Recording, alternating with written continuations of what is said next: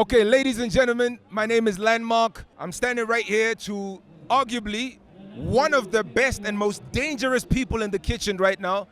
His name is Tshepang, and he's going to be breaking it down and chopping it down at the Black Labone Festival at the State Theatre. Tshepang, say what's up to the people. Hey, yo, what's up, people? You are bringing the type of cuisine that we only see in the very expensive places of the world, and you're bringing it to the hood. What inspired Smoking Fiesta? Well, first, my passion for cooking, you know. I love what I do. It's from the heart, most definitely.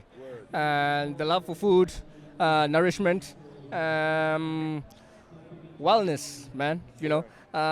Goodness in life begins within. And to make sure that within, we've got all the nourishment that we need to put out what we need to put out and how we need to put it out. But for everything to be good and go well, it all starts with a good diet. Not only delicious, but also nourishing. I would not have connected the two. Yeah. I would not have connected nourishment, as much as it's obvious that we eat to live, but I would not have connected that there's a thoughtfulness that comes to say, you're not just putting stuff because it's popular or, I don't know, it sells or it's convenient. Because typically fast food is convenient. It's fast, it's kind of... But you sound like maybe that's not entirely the approach that you take. We don't do fast food. Yeah, it's not fast food. Yeah. It's food that takes time and dedication. You know, every piece of ingredient that is put in there must always be fresh and definitely ready to go. But then a lot of work goes into it. You know, everything is scratch made. The burgers, the sauces, the bread has to be fresh. The lettuce, the tomatoes, the pickled onions, and I try a lot to keep it as fresh as possible.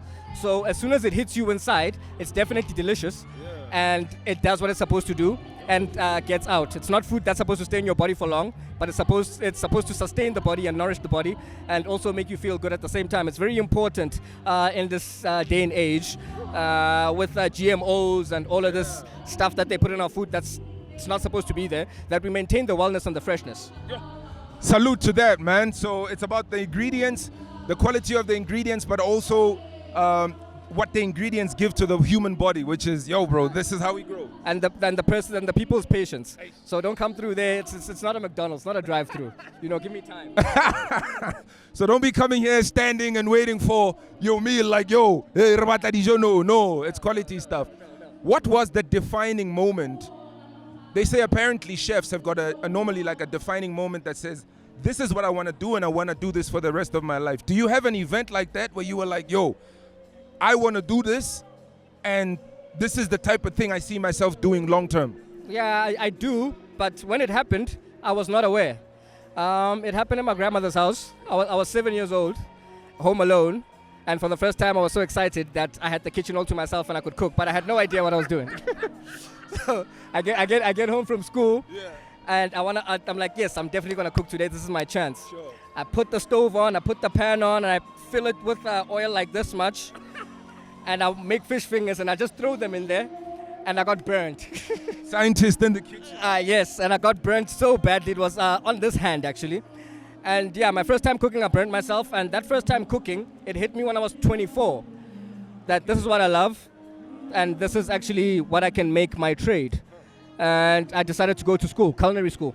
I was 24. It was 2015 that my journey as a chef began. And it's I think over 7 years later now.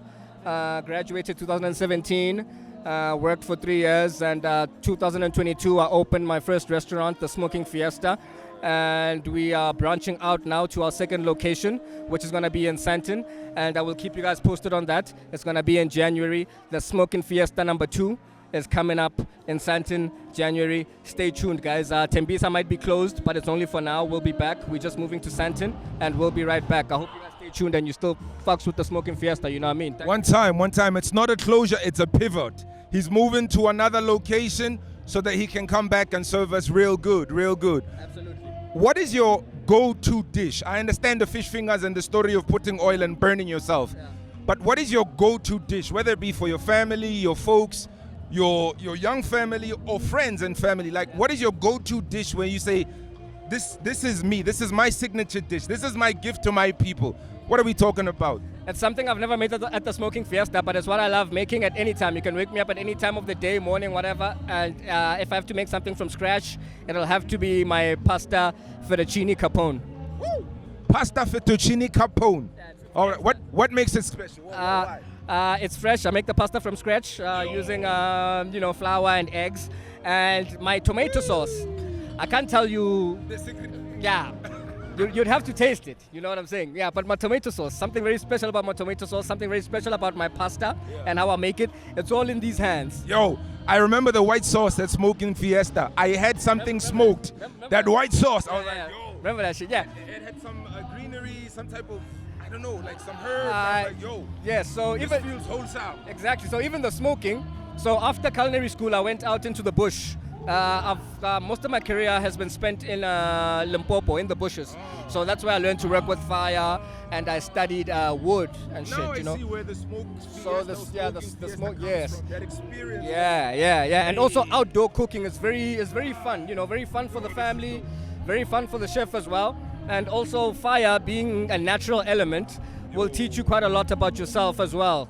As a chef, it's taught me quite a lot, and I just, man, you know, it's all in the fire. Yeah. At the times that I would come to your spot, I would be curiously looking at the logs burning, inside the contraption there. I'm like, my man is actually smoking this stuff. Like, yeah.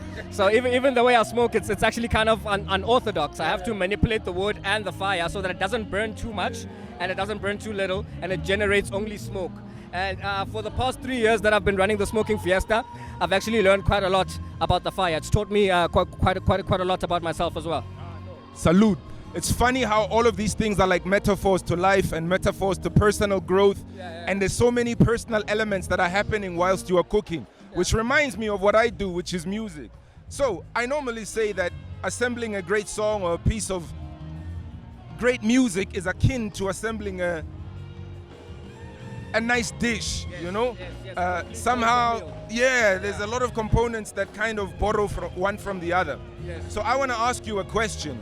If there was a song that could define your smoking and your cooking style, like what is it? Like what is generally playing for the last 10 years in your career? Like what is the one song when you're like, yo, when I'm doing my thing, this is probably what's playing in the background. Your African Afro beats, you know what I'm saying?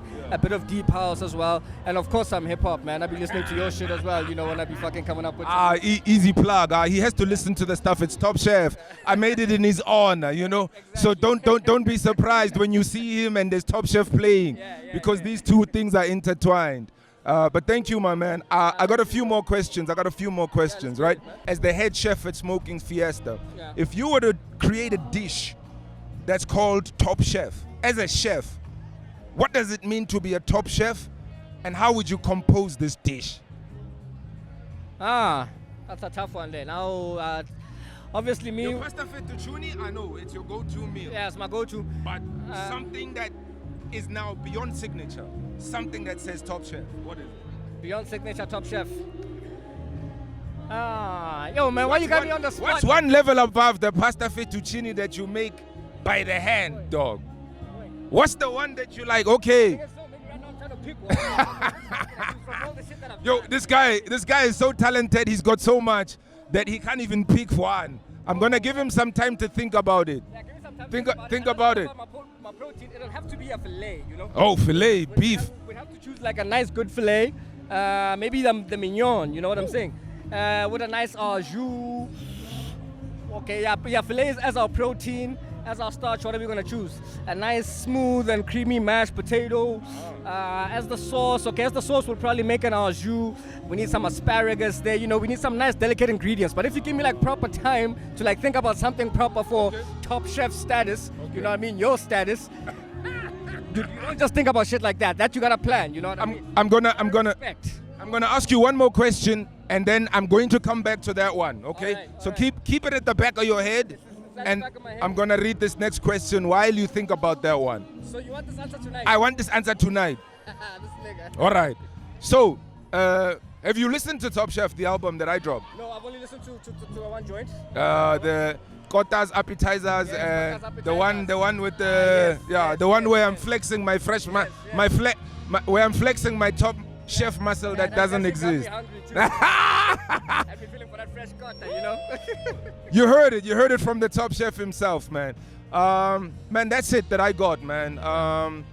First of all, I just want to say, bro, thank you for honoring your people, because we are an extension of your people in your vicinity with your great culinary skills, you know. You know, a lot of this stuff just gets taken to other people because it's assumed that there's no one that appreciates that level of skill, that dedication, that quality. So, I certainly was one of the people who were privileged to be able to have something of such a high quality accessible in the hood. Like, I didn't support too, man. Yeah. So salute and big up for that. We look forward to the new spot, Smoking Fiesta in Sandton. Somewhere, look out for the announcement. And in the meantime, the Smoking Fiesta kitchen will be shipping stuff to Sandton as things happen. One last final remarks around Smoking Fiesta Sandton. Stay tuned. It's gonna be more smoking, more delicious, more nutritious. Just whatever the Smoking Fiesta is and was, expect more. It's just gonna keep getting better and better and better and better and better. But thank you for your support, Tembisa. You've been fucking wonderful, man. I love you guys. Salute 1632.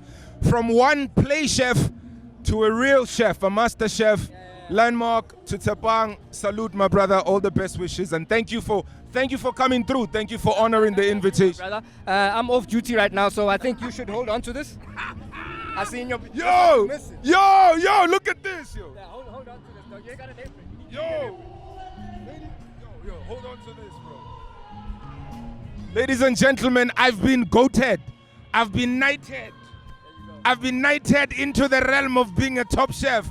From a master chef to a chef who's been knighted. I feel like I've been Gaberesiana Marena, ladies and gentlemen, signing out. Peace out, yo. Salute, my G. Yeah, hold on to it for real, though. All right, I'll hold on to it. Salute.